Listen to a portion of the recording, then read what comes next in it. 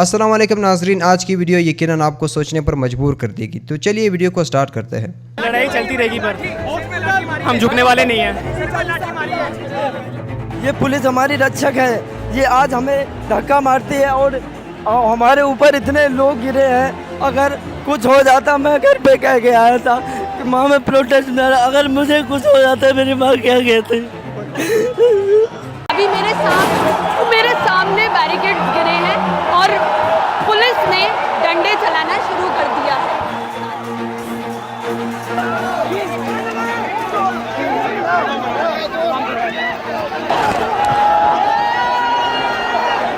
आप देख सकते हो कि बैरिकेड्स मेरे ही पीछे से अभी गिर रहे हैं। करंट लगा हाथ में, मैं वॉलंटियर था, मैंने रोका, मैं 2 फीट पीछे जाके गिरा। वॉलंटियर था, करंट लगा मुझे। यहाँ पे ये वाले बैरिकेड्स जो है वो ऑलरेडी गिरा दिए गए हैं और कुछ बैरिकेड्स जो हैं वो यहाँ पे रस्सी से तोड़े जा रहे हैं।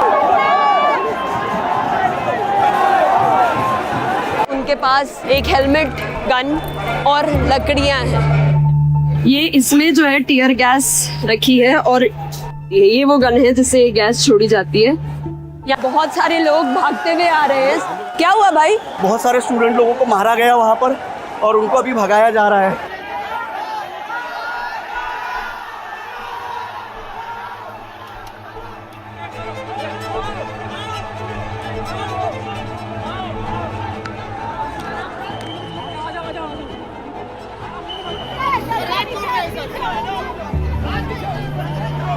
हमारे सामने है जिनके सर से खून निकल रहा है और सर पे लाठी मारी गई है।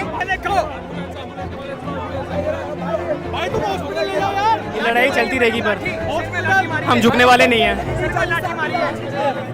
ये पुलिस हमारी रक्षक है। ये आज हमें धक्का मारती है और हमारे ऊपर इतने लोग गिरे हैं। अगर कुछ हो जाता, मैं घर पे कह के आया था कि माँ मैं प्रोटेस्ट में, अगर मुझे कुछ हो जाता मेरी माँ क्या कहती। पुलिस की तानाशाही है, लेकिन मैं डरने वाला नहीं। मेरे प्राण चले जाए मैं चलने नहीं दूंगा, मैं पीछे नहीं हटूंगा, मैं अभी आगे बढ़ूंगा। मेरी मौत होगी, मैं इस देश के लिए कुर्बानी दूंगा, मैं रुकूंगा नहीं। ये हम देख सकते हैं कि पुलिस फोर्सेस यहाँ अपने नेम टैग्स भी हटा रही है। यार ये लाठी मार रहे, इनको शर्म नहीं आती? यदि कोई भगवान है इस दुनिया में तो इनके ना ऐसे कीड़े पड़े, ऐसे कीड़े पड़े। यहाँ पे किसी इंसान के जूते हैं जो भीड़ में रह गए हैं। यही वो जगह है जहाँ पे बहुत सारे लोग इकट्ठा हुए तो पुलिस ने लाठीचार्ज की है इसी जगह पे। हम बोलेंगे, हम अपने हक के लिए आवाज उठा रहे, किसी गलत चीज के लिए आवाज हम नहीं उठा रहे। हमें मारा जा रहा है, हमें पीटा जा रहा है बेरहमी से। पूरे रास्ते में एक दो नहीं, बहुत सारी जगहों पर बैरिकेडिंग की है। इतना डिफिकल्ट बनाया है इस प्रोटेस्ट को सक्सेसफुल होना। बड़ा ही इंटरेस्टिंग एक विजुअल है कि प्रोटेस्ट के बीच में एक इंसान यहाँ वेल्डिंग का काम कर रहा है। पुलिस वालों ने ही कुछ लोगों को एम्प्लॉय किया है जो बैरिकेड्स के बीच में लोहे को गला के बैरिकेड्स को साथ में जोड़ रहे हैं ताकि ये बैरिकेड्स खुल ना पाए।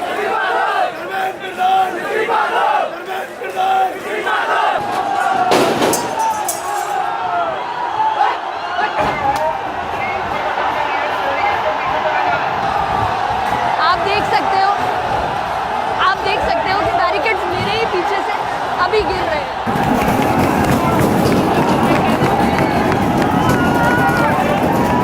कुछ बच्चे बैरिकेड्स को लात मार रहे हैं, कुछ उसमें आवाजें कर रहे हैं।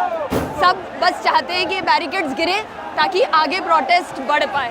आज अगर दिक्कत होगी तो पूरा सब बेकार हो जाएगा। रुक जा, रुक जा।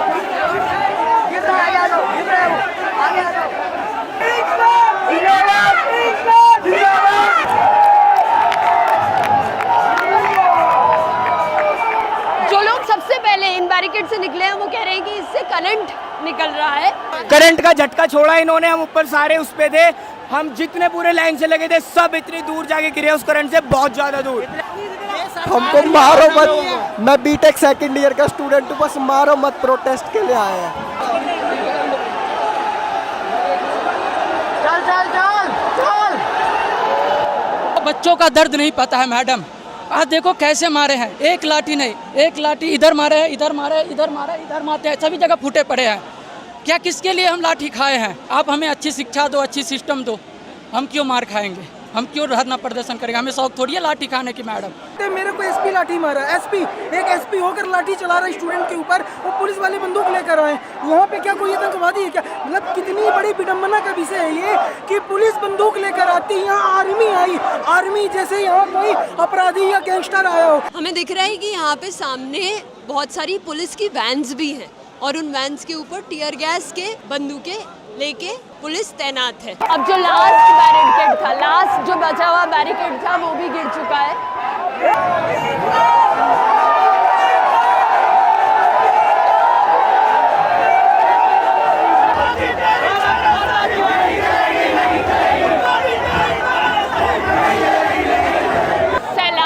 वर्ड मैंने पहली बार इस प्रोटेस्ट के दौरान ही सुना है और असली में सैलाब क्या होता है, भीड़ क्या होता है, उसका अंदाजा अभी पता लग रहा है। अभी हम लोग देख रहे हैं बहुत सारे पुलिस ऑफिशियल्स ऑलरेडी बहुत सारे गेयर्स लेके। सर मीडिया है, सर मीडिया है।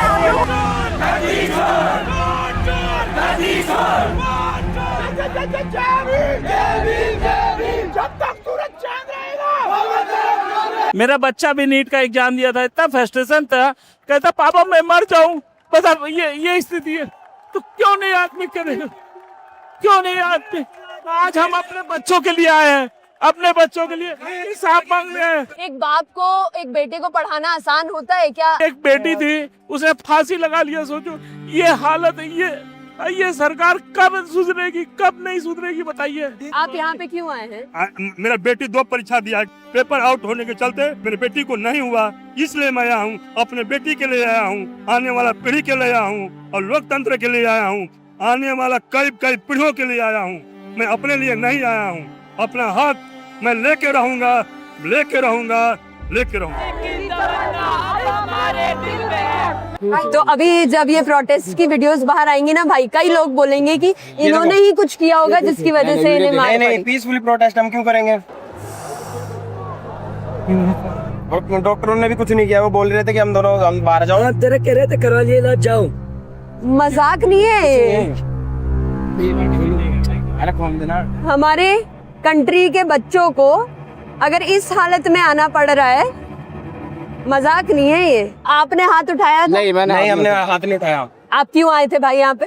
जिसलिए सब लोग आए इस चीज में आए थे। अपने देश के एजुकेशन सिस्टम को सुधारने के लिए महिलाओं को मारने का काम किया, उनको पीटने का काम किया और कितनी बेरहमी के साथ। कई वीडियो ऐसी हैं जिनमें पुलिस वाले जो है वो महिलाओं को मारते हुए नजर आ रहे हैं और देश की गोदी मीडिया जो ये कह रही है कि यहाँ पर पाकिस्तान से कनेक्शन दिखा रही है, तो ये याद रखिएगा, इस देश की आने वाली पीढ़ी और इस देश के अंदर आपके बच्चे भी एक दिन आपसे सवाल जरूर करेंगे। आपके बच्चे आपसे पूछेंगे ये बात कि जब ये देश बर्बाद हो रहा था तो आप क्या कर रहे थे? तब देश की गोदी मीडिया ये कहेगी कि हम सरकार का जूता चाट रहे थे। और मैं ये कहना चाहता हूँ कि भारत के अंदर से शब्द हटा देना चाहिए कि India is a democratic country. Bharat कोई लोकतांत्रिक देश नहीं है, यहाँ कोई लोकतंत्र नहीं है।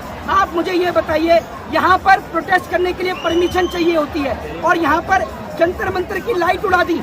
आप ये देखो ना, यहाँ जंतर मंतर की लाइट उड़ा दी और प्रोटेस्ट करने के लिए परमिशन चाहिए। और इससे बड़ा डेमोक्रेसी का हनन क्या होगा कि कल बच्चों के ऊपर आप ये सोचिए एक्सपायरी आंसू गैस के गोले दागे गए, छोटे छोटे मासूम बच्चे जो सिर्फ अपना हक मांग रहे हैं। एक माँ यहीं खड़ी होकर कल रो रही थी और वो ये कह रही थी कि मैंने अपना सब कुछ बेच के अपने बच्चे को एग्जाम की तैयारी कराई, मेरा बेटा आज डिप्रेशन में चला गया। जिस तरीके से दिल्ली पुलिस ने कल गुंडागर्दी की, उसमें सिविल ड्रेस में लोग थे, कुछ लोग आरोप लगा रहे हैं कि वो पुलिस के लोग नहीं थे, आरएसएस और बीजेपी द्वारा भेजे गए थे। इसको आप कैसे देखते हैं? भाई साहब, वो पुलिस के लोग हो ही नहीं सकते, वो तो गुंडे और मवाली थे। और एक बात आप मुझे ये बताइए कि आपने उनको बैच क्यों नहीं दिए और आपने कैसे उनको सिविल ड्रेस में भेजा? हम कैसे पता लगाएंगे कि ये दिल्ली पुलिस का व्यक्ति है या कोई आम व्यक्ति है? आप मुझे ये बताइए ना। और अगर वो इंटेलिजेंस का था, आईबी का था, तो उसको क्या हक है कि वो बच्चों के ऊपर लाठी चार्ज करेगा? और लाठी चार्ज का मतलब क्या होता है? आप लाठी चार्ज कमर से नीचे करते हैं, आपने बच्चों के सर फाड़े डायरेक्ट। कितनी बुरी तरीके से आपने बच्चों को मारा है, कल पूरे देश ने देखा है। और बड़ी बात ये है कि अगर आप ये सोचते हैं ना कि आवाज दब जाएगी, तो अब या तो हम लड़ेंगे या इस देश के खातिर मरेंगे। हम सिर्फ 2 में से एक काम करेंगे। लेकिन सवाल ये है कि आप लोग संसद भवन तक पहुंच जाते हैं, प्रधानमंत्री को छोड़कर जाना पड़ता वहाँ से, तो आप लोग ऐसा क्यों कर रहे थे? ऐसा है, प्रधानमंत्री तो हमारा एक नंबर का डरपोक है। हाँ। ये आप याद रखिए, देश के इतिहास का सबसे डरपोक प्रधानमंत्री है। जितनी पुलिस फोर्स यहाँ पर बच्चों को उठाने के लिए आई थी, कभी देखा है किसी रेपिस्ट के घर पर लगी हो? कुलदीप सिंह सेंगर बलात्कारी था, प्रज्वला रेमन्ना बलात्कारी था, कभी लेके गए पुलिस इतनी फोर्स लेके गए? अमित शाह तड़ीपार था, समझ रहे हैं? आज जो गृह मंत्री बन के बैठा है वो सबसे बड़ा गुंडा है भाई, वो गुंडा है। और गुंडों को ये पता होता है कि गुंडों का इस्तेमाल करना है। उसी ने आरएसएस वालों को भेजा है जो डंडे और लाठी मार रहे थे। हम लोग बहुत रिस्पेक्ट करते हैं आर्मी की, आर्म फोर्सेस की, सीआईएसएफ की, सीआरपीएफ की और पुलिस की भी हम बहुत रिस्पेक्ट करते थे। लेकिन कल वो सारी रिस्पेक्ट खत्म हो गई। रीजन ये कि ये लड़ाई कुछ बच्चों के लिए नहीं थी, पूरे देश के बच्चों के लिए लड़ाई थी। दिल्ली पुलिस को, आर्मी को हमारा साथ देना चाहिए था। उन्हें कहना चाहिए था सरकार को कि हम बच्चों के ऊपर लाठी चार्ज नहीं करेंगे, लेकिन बेरहमी के साथ मारा उन्हें।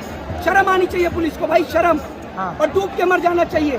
उनके बच्चे जब उनसे कल सवाल कर रहे होंगे तो क्या जवाब दिया होगा उन्होंने अपने बच्चों को? जब से बीजेपी आई शिक्षा पर वार करी, क्या ऐसा कारण शिक्षा पर वार करी बीजेपी? भाई ऐसा है, शिक्षा वो शेरनी का दूध है, जो पिएगा वो दहाड़ेगा। और अगर पढ़ेगा इंडिया तो भाजपा के अनपढ़ गंवार जाहिलों से सवाल पूछेगा इंडिया, जिस सवाल का जवाब भाजपा के नेताओं के पास नहीं है। समझ रहे हैं आप? इसलिए ये चाहते हैं कि इस देश का युवा अनपढ़ रहे ताकि उससे कोई सवाल ना पूछ सके सरकार से। इनका कौन सा नेता पढ़ा लिखा है आप मुझे बताइए? वो प्रधानमंत्री जिसको बेटी बचाओ बेटी पढ़ाओ नहीं बोलना आता, वो पढ़ा लिखा है? वो बिना टेलीप्रॉम्प्टर के बोल नहीं पाता। सबसे बड़ा जाहिल वो है। और जो देश को अपना परिवार बताता है, जो अपना परिवार था उसको छोड़ के आ गया, देश को परिवार बता रहा है। क्या भारत का पार्टी एबीपी की पत्रकार है, वो कह रही है कि ये छात्र नहीं गुंडे हैं, ये लोग नेपाल और बांग्लादेश जैसा हाल करना चाहते हैं सदन में घुस करके। हाँ, ये तो सारे छात्र जो है गुंडे हैं। वो अमित शाह का बेटा देशभक्त है ना? अमित शाह का बेटा देशभक्त है और इनकी औलादे देशभक्त हैं। ये सरकार का जूता चाट रहे हैं, सरकार के तलवे चाट रहे हैं। और वो वहाँ पर प्रधानमंत्री टॉफी दिखाते हैं तो यहाँ टॉफी का प्रचार करते हैं, भेलपुरी खाते हैं तो भेलपुरी का प्रचार करते हैं। जितना बरेली के बाजार का झुमका नहीं गिरा ना, उससे ज्यादा मीडिया का स्तर गिर गया। ये आप समझ लीजिए। हम जो प्रैक्टिकली दुनिया में देख रहे हैं, ये मुस्लिम ही ज्यादा सबसे आतंकवादी है, और जो मासूम लोगों की हत्या कर रहे हैं, तो इंसानियत कहाँ है? माशाल्लाह भाई साहब ने 2 दिन तकरीर सुनी और उसे यकीन हो गया है क्या कुरान में सबसे ज्यादा इंसानियत है। माशाल्लाह, उसके मुबारक देता हूँ। लेकिन सवाल अहम है, सवाल गलत नहीं, आपका सवाल सही है। सवाल है कि हम देख रहे हैं मुसलमान ही आतंकवादी है। ये झगड़ा फसाद, मुसलमान फंडामेंटलिस्ट है, मुसलमान टेररिस्ट है, आतंकवादी है। जब हम कुरान पढ़ते हैं तो हमें इसका इज़हार होता है। लेकिन ये है क्यों गलतफहमी, जिस तरीके से मीडिया गलतफहमियां फैलाती है, हम उसको इग्नोरेंस में, अनजाने में मान लेते हैं। टेररिस्ट के मानी क्या है? मैं कहता हूं हर मुसलमान टेररिस्ट होना चाहिए, आतंकवादी होना चाहिए। आतंकवादी की मानी क्या है तो समझ लो। टेररिस्ट उसे कहते हैं जो इंसान दूसरे इंसान के दिल में टेरर पैदा करता है। अगर कोई चोर पुलिस को देख रहा है तो उसके दिल में टेरर आता है, खौफ आता है। उस चोर के लिए पुलिस टेररिस्ट है। इस तरीके से हर मुसलमान, कोई भी एंटी सोशल एलिमेंट मुसलमानों को देखता है, उसके दिल में खौफ आना ही चाहिए। अगर कोई चोर मुसलमान को देखता है, कोई बलात्कार करने वाला मुसलमान को देखता है, कोई भी एंटी सोशल एलिमेंट मुसलमान को देखता है, उसके दिल में खौफ होना ही चाहिए। कुरान मजीद में अल्लाह ताला फरमाते हैं सूरह अनफाल में, सूरह नंबर 8 आयत नंबर 60 में, खौफ पैदा करो उन लोगों के दिल में जो लोग एंटी सोशल है, जो हक को इनकार करते हैं, उनके दिल में खौफ डालो। लेकिन सवाल यह है कि कई बार एक शख्स एक काम करता है, उसे 2 लक़ब दिए जाते हैं। मिसाल के तौर पे हिंदुस्तान 60-70 साल के पहले अंग्रेज हम पर हुकूमत करते थे, कई साल किया। बहुत से हमारे इस देश के हिंदुस्तानी थे जो इस देश की आजादी के लिए झगड़ा कर रहे थे। इनको अंग्रेज कहते थे आतंकवादी, टेररिस्ट। हम आम हिंदुस्तानी कहते थे देशभक्त, फ्रीडम फाइटर, पेट्रियट। वही आदमी, वही काम, 2 लक़ब, 2 टाइटल। अगर आप अंग्रेज की बात मानते हैं, अंग्रेज कहते हैं हमें इस देश पे हुकूमत करने का हक है। अगर उनको हक है तो ये लोग को हम टेररिस्ट बिल्कुल सही कहेंगे। लेकिन आम हिंदुस्तानी कहता है ये अंग्रेज तो तिजारत करने आए थे, इनको हम पे हुकूमत करने का क्या हक है? तो हम कहेंगे ये लोग हैं देशभक्त, फ्रीडम फाइटर्स, पेट्रियट्स। सेम आदमी, सेम काम, 2 लक़ब। वही आदमी, वही काम, 2 लक़ब। अगर आप अंग्रेज की बात को मानते हैं कि अंग्रेज को हक है इस देश पे हुकूमत करने का, हम मानेंगे कि वो आतंकवादी है, चाहे वो भगत सिंह हो या। लेकिन आम हिंदुस्तानी कहेंगे नहीं, ये तो देशभक्त है। तो आप किसके नजरिए से देखते हैं चीज को, फिर आप फैसला करेंगे वो आतंकवादी है कि देशभक्त। आपके हिसाब से भगत सिंह देशभक्त था क्या आतंकवादी था? सतीश भाई, देशभक्त। देशभक्त, आतंकवादी नहीं था ना? था के? भगत सिंह देशभक्त था क्या आतंकवादी था? देशभक्त, देशभक्त। हाँ, मैं भी समझता हूं देशभक्त था। हम अंग्रेज की बात को नहीं मानते। तो जब अंग्रेज टेलीविजन पे कहते हैं, CNN, BBC पे, कि मुसलमान आतंकवादी, आप क्यों मानते? सवाल वो नहीं है। मेरा जो सवाल था, आता हूं, मेरा पूरा जवाब मुकम्मल नहीं हुआ। जवाब मुकम्मल होगा फिर आपको मौका दूंगा मैं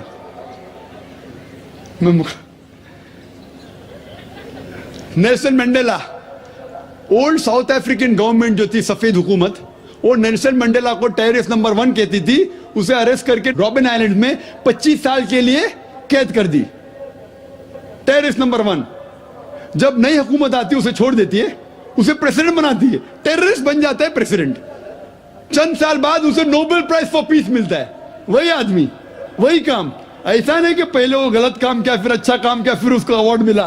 वही काम के लिए जो पहली गवर्नमेंट ने कही थी, सफेद गवर्नमेंट ने, कि वो टेररिस्ट है, आतंकवादी है, नोबेल प्राइज कमेटी ने उसे नोबेल प्राइज दिया फॉर पीस, अमन के लिए।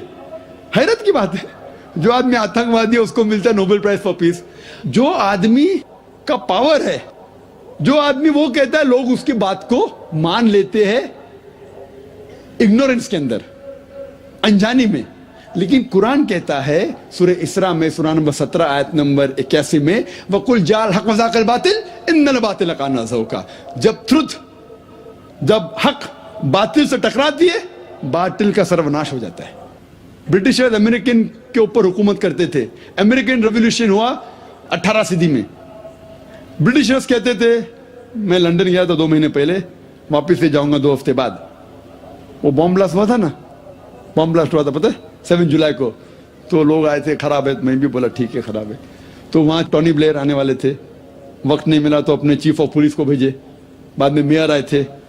तो मैंने उनसे पूछा, आपकी देश, इस देश ब्रिटिश गवर्नमेंट जब हुकूमत कर रही थी अमेरिकन गवर्नमेंट पे 18 सदी में, वो जॉर्ज वॉशिंगटन और बेंजामिन फ्रैंकलिन को टेररिस्ट नंबर 1 कहते थे, टेररिस्ट। उसके बाद जॉर्ज वॉशिंगटन बन जाता है प्रेसिडेंट ऑफ यूएसए, टेररिस्ट बन जाता है प्रेसिडेंट ऑफ यूएसए। वो गॉडफादर है, गुरु है, किसका? जॉर्ज बुश का भी, ठीक है ना, जॉर्ज बुश का गुरु है। वो जो आतंकवादी आप कहते थे, उसके शागिर्द के दोस्त भी आप है। क्या बात है, आपका नजरिया क्यों बदल रहा है? आप कहते थे टेररिस्ट चंद सदी पहले, अभी आप उनके दोस्त थे। तो हमें यह तहकीक करना चाहिए कि क्यों उसको वो लक़ब मिला। अगर जो 11 सितंबर को हुआ था न्यूयॉर्क के अंदर, आप जो कह रहे ना मुसलमान मुसलमान, उसके ऊपर जवाब तो अभी आ रहा है। ये तो खाली वो स्टार्टर्स बोलते ना, स्टार्टर्स, सूप पीते पहले तो जरा बराबर खाना खत्म होता है। मेन मील तो अभी है। मुझे एक शख्स ने पूछा था जब मैं ऑस्ट्रेलिया गया था, और इंग्लैंड के अंदर भी, doctor Zakir Naik, do you consider Bin Laden to be a terrorist? क्या आप बिन लादेन को टेररिस्ट मानते हैं? तो मैंने कहा, भाई मैं बिन लादेन को जानता नहीं हूं, मैं यही नहीं कह सकता हूं वो टेररिस्ट है क्या नहीं, अच्छा है क्या बुरा, मैं नहीं जानता हूं। कुरान में लिखा है सूरह हुजुरात में, सूरह नंबर 49 आयत नंबर 6 में, कि जब भी कोई बात कोई कहता है, पहला तहकीक करो, फिर दूसरे तक पहुंचाओ। अगर मैं CNN और BBC की बात मानूं तो मुझे कहने पड़ेगा कि बिन लादेन टेररिस्ट है, लेकिन मैं क्यों मानूं बात उनकी? क्योंकि मैं आदमी हूं जो घूमता हूं मीडिया में, जानता हूं माशाल्लाह। तो मैं कहता हूं ना बिन लादेन मेरा दोस्त है ना मेरा दुश्मन है, मैं नहीं जानता हूं। लेकिन अब ये मुझे पूछना चाहते हैं टेररिस्ट नंबर 1 कौन है, तो ये तो जानता हूं मैं, CNN जो अमेरिकन चैनल है, जॉर्ज बुश उसका प्रेसिडेंट है, गर्व से कहता है कि हमने हजारों अफगानिस्तान लोग को बम गिराए, कत्ल किए, इराक में हजारों का कत्ल किया। ठीक है, मान भी लो बहस के तौर पे बिन लादेन ने किया, मान लो, मैं नहीं कहता हूं, मान लो बिन लादेन ने किया कि 11 सितंबर को ट्विन टावर को अटैक किया और 3000 या 5000 लोग मरे। लेकिन अगर 3 या 4000 लोग मरे, 5000 लोग मरे, उसका ये मतलब नहीं होता है कि आप उससे डबल लोग को अफगानिस्तान में मारे एक आदमी की वजह से। कर सकते? अरे बिन लादेन को पकड़ के मारो ना, अगर मानना है तो। अगर उसने किया, सबूत है तो सबूत पूछते अफगानिस्तान गवर्नमेंट ने, मर दे कि सबूत क्या है, वो सबूत देता टोनी ब्लेयर को। है सबूत पूछ रहा अफगानिस्तान कि आप मुझे सबूत दो, सबूत क्या है तो हम उस पर तहकीक करेंगे, सजा देंगे उसको। वो सबूत देते मुशर्रफ को, पूछ रहा है आपका। किधर का इंसाफ है ये? किधर का इंसाफ है? प्लेन भेजते हजारों लोग का कत्ल किए अफगानिस्तान में, इराक में। मैंने कहा यूके में, ऑस्ट्रेलिया में, यहां भी अगर टेररिस्ट नंबर 1 है तो जॉर्ज बुश है।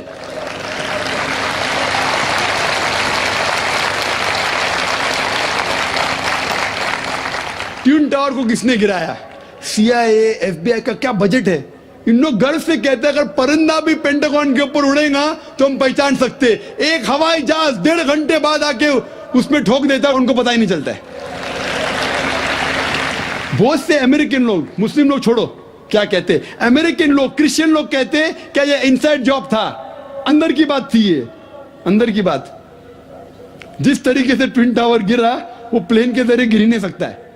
कितने लोग कहते हैं कि ये जॉर्ज बुश ने किया अपने वोट बैंक के लिए। कल मैं कह रहा था ना पॉलिटिशियंस के बारे में, कल की तकरीर सुनी ना आपने, हकीकत लगी क्या ने? क्या होगा? 5000 लोग को मारो, वोट तो मुझे मिलेगा। $1 ट्रिलियन नुकसान, क्या फर्क पड़ता है? अगर नहीं गिराऊंगा ट्विन टावर को तो मैं थोड़ी इलेक्शन में आऊंगा। क्या करो? हजारों लोग का कत्ल करो, नुकसान करो करोड़ रुपए का, मैं तो आ गया वापस सीट पे। ये मैं नहीं कह रहा हूं, ये मैं नहीं कह रहा हूं, ये अमेरिकन लोग कह रहे, तो गलत है। मैं नहीं कह रहा हूं कि जॉर्ज बुश ने गिराया, मैं जानता ना, मैंने तहकीक थोड़ी की। मैं कह रहा हूं कि बाकी लोग क्या कह रहे। अमेरिकन लोग कहते हैं कुछ लोग कि बिन लादेन ने क्या, कुछ ने कहा जॉर्ज बुश। लेकिन ये तो मैं जानता हूं कि मैं टीवी पे जो देखा हूं वो खुद के चैनल के ऊपर कि जॉर्ज बुश गर्व से कह रहा हजारों लोग को मैंने मारा हूं, इसीलिए मैं जॉर्ज बुश को टेररिस्ट नंबर 1 कहता हूं। कल मैंने कहा ये बाबरी मस्जिद में जो हुआ हिंदुस्तान में, गुजरात में क्या हुआ, वोट बैंक के लिए हिंदू मुस्लिम में झगड़ा करो। बाबरी मस्जिद को कौन जानता था पहले? आप जानते थे? सुने थे बाबरी मस्जिद के बारे में? ये दंगे फसाद के पहले 1985 के पहले सुने थे? नहीं सुना था, मैं भी नहीं सुना था। ये वोट बैंक के लिए झगड़ा फसाद, हजारों लोग मारे गए। गुजरात में जो हुआ क्या सही हुआ? अगर पुलिस चाहती तो, हमारे हिंदुस्तान पुलिस में माशाल्लाह इतना पावर है कि अगर चाहती तो दंगा फसाद हो ही नहीं सकता। बंबई में जो हुआ 1992 में, इफ द पुलिस वांटेड, किसकी जरूरत के बाहर रास्ते पे आए? लेकिन वो पॉलिटिशियन की इजाजत है, यहां मत जाओ, वहां मत जाओ, यहां हंगामा करो, यहां कर्फ्यू लगाओ, वहां मत कर्फ्यू लगाओ, यहां मुझे वोट मिलेगा, वहां नहीं मिलेगा। आप समझे ना? तो ज्यादातर चाहे इंग्लैंड में हो या अमेरिका में हो या हिंदुस्तान में हो, कोई भी पॉलिटिशियन हो, तो पॉलिटिशियन की हरकतों की वजह से, जैसा मैं कल कहा, तो लेबल लग गया अभी मुस्लिम लोग पे टेररिस्ट। अगर आप जानते गुजरात में कितने लोग के मां का अपने आंख के सामने बलात्कार हुआ, बलात्कार करने वाला पड़ोसी है, उसके ऊपर कोई एक्शन नहीं लिया जा रहा है, तो वो कानून अपने हाथ में लेता है, गलत करता है, हम भी लेता है, क्या करें? सब समझ रहे? तो हमें यह जानना चाहिए इस आतंकवाद की जड़ क्या है। तो हमें जड़ पे जाना चाहिए और जड़ को खत्म करना चाहिए। अगर हम एक हो जाएंगे, अपनी किताब एक खुदा में माने, सिर्फ खुदा से डरे, जो खुदा की बात मानता उसको वोट दे, ना कि दंगे फसाद करे, अब समझ रहे? तो इंशाअल्लाह अमन होगा। और आप देखेंगे इसके बावजूद, इतना होने के बावजूद, अमेरिका में एक न्यूज है कि 9 महीने बाद 11 सितंबर के बाद 34,000 अमेरिकन ने इस्लाम कबूल किया। क्यों? जितना मीडिया इस्लाम के खिलाफ बात कर रही है उतना ही इस्लाम फैल रहा है। मैं जब तकरीर करने जाता था 11 सितंबर के पहले अमेरिका में, मजमा होता था माशाअल्लाह हजारों लोग का, ये अमेरिकन बहुत कम आते थे। अभी जाता हूं तो बड़ी तादाद है। ये जानना चाहते क्या इस्लाम में? आप भी आ जाए, शायद 11 सितंबर के पहले नहीं आते थे, बराबर कि नहीं? आप जानना चाहते क्या मजहब है ये आतंकवादी मजहब, मैं भी तो देखूं, आके मुतासिर हो गए